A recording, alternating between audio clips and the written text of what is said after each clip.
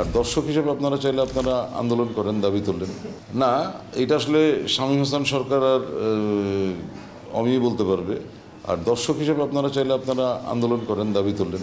কারণ বাংলাদেশে যে কোনো বিষয়ে দাবি তুললে মোটামুটি একটা জোরদার জায়গায় যাওয়া যায়। গেল বছরগুলোতে মানে অনেক বছর ধরেই দেখছি যে কোনো কারো একটা মন্তব্য নিয়ে সারা দেশ উত্তাল হয়ে গেল, ভাঙচুরি সেই হাবিজাবি।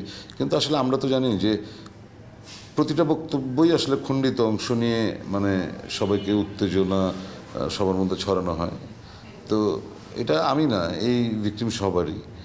আর আমার ক্ষেত্রে যেটা হচ্ছে যে আমার এক্সপিরিয়েন্স হচ্ছে আপনারা যে প্রশ্নগুলো করেন এই উত্তরগুলো আপনারা পরিপূর্ণভাবে পুরো উত্তরটা আপনারা তো রেকর্ড করে নিয়ে যান, আপনারা চান, কিন্তু আপনাদের কর্তৃপক্ষে হয়তো চায় না। কারণ ক্ষেত্র বিশেষে আমার উত্তরগুলো হয়তো আপনার স্টেশনের এগেনস্টেই যায় না। করতে তো আসলে কিছুই পারিনি, যেগুলো চেয়েছিলাম কোনো কিছুই হয়নি। ওই না হওয়ার তাড়না নিয়েই তো আমরা আসলে এখনও দৌড়াচ্ছি। হয়ে গেলে তো আর আসলে কিছুই করতাম না, চুপচাপ বসে থাকতাম। So I am trying. কী কারণে আপনার মনে হলো আমি ডিরেক্টর হিসেবে মেলে ধরতে পারি নাই? না, আমি কখনো এটা বলি নাই। আমি ডিরেক্টর হিসেবে বাংলাদেশের প্রেস্টিজিয়াস অ্যাওয়ার্ড মেরিল প্রথম আলো 2005-এর ক্রিটিক অ্যাওয়ার্ড আমি পেয়েছিলাম। ওটা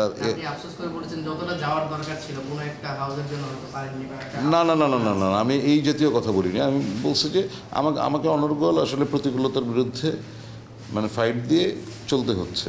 তো আসলে এটা একদিক থেকে পজিটিভ, কারণ আমি যদি ওটা না করতাম তাহলে আমি আসলে খুবই একঘেয়ে হয়ে যেতাম।